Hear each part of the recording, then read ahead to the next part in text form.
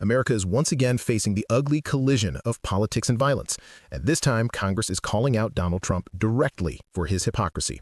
Let's go straight to the first report. You need to see how this all started. Here you can see a full-on shot of the suspect, Tyler Robinson, here, as well as a profile shot as well. So that has been posted within the last 30 minutes. Now, here's what we know. So Robinson's father saw the surveillance photos and then worked with a pastor getting him to custody.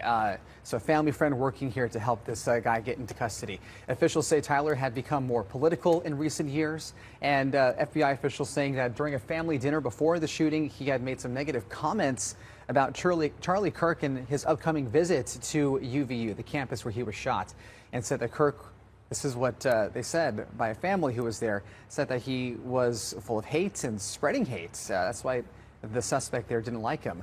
Officials say the morning of the shooting, they have surveillance of him arriving in a different set of clothes than the outfit he was seen wearing in these images that were released by the FBI. So we're also told that the rifle that was used was wrapped in a towel and left at a drop point with inscriptions on 3 unfired casings, and that the suspect's roommates showed investigators messages on a group chat about the evidence left behind at the scene.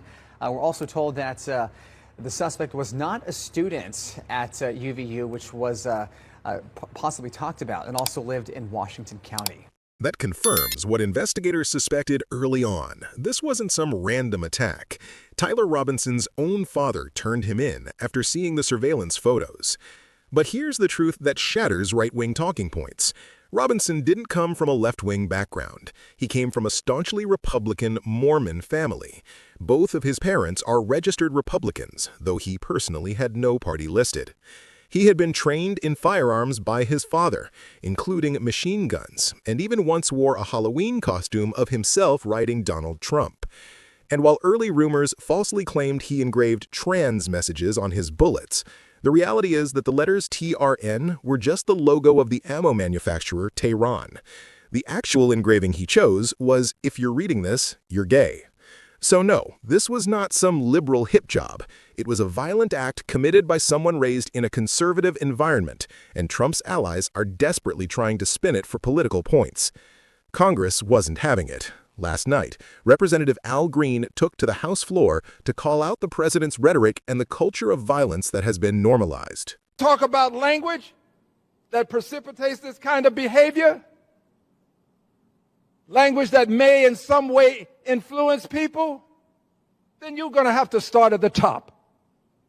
You're going to have to start at the top. You're going to have to start with a president of the United States who told police officers, you don't have to be nice when you're arresting people. President of the United States who told people at one of his rallies that they could assault someone who was there and not to worry about it. President of the United States who says ugly things about people. President of the United States who came right here and right at that podium where the speaker is, the podium just below the speaker, and called Democrats lunatics. It was the same night that I was evicted from the joint session of Congress, the only person ever to be evicted. President's right there at that podium. That president at the podium said that the Democrats were lunatics. Is that inciting? That's the point. If you want to talk about what leads to political violence, you have to start with the leaders who model it. Instead of calming tensions, Trump went on Fox News this morning and made it clear he isn't interested in uniting the country. This isn't about whether you agreed or disagreed with Charlie Kirk in life. It's about whether we can still agree that murder is wrong and that political differences shouldn't end in gunfire. If our leaders can't even say that without turning it into a partisan attack, then we have a much bigger problem on our hands.